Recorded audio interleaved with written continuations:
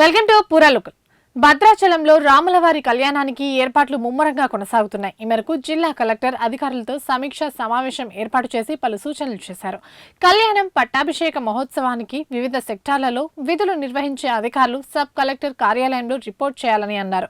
విధుల పట్ల నిర్లక్ష్యం వహించే అధికారులపై కఠిన చర్యలు తీసుకోవడం జరుగుతుందని కూడా హెచ్చరించారు. భక్తులకు వీఐపీలకు ఎలాంటి అసౌకర్యం కలగకుండా చూడాలని కోరారు. కళ్యాణం మరియు పట్టాభిషేకం తిలకించడానికి వచ్చే ప్రముఖులతో పాటు భక్తులు కూర్చునే విధంగా చూడాలని, వృద్ధులు, చిన్నపిల్లలు, మహిళలు, సీనియర్ సిటిజన్లు, అనారోగ్యంతో ఉన్న వారి పట్ల ప్రత్యేక జాగ్రత్తలు తీసుకోవాలన్నారు.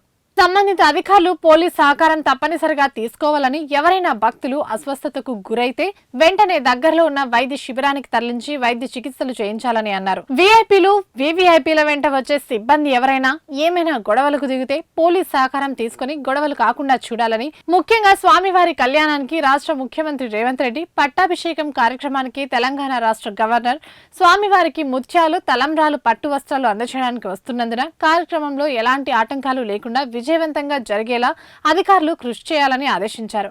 అనంతరం కళ్యాణం నిర్వహించే మిథిలా స్టేడియంలో ఏర్పాట్లను పరిశీలించారు.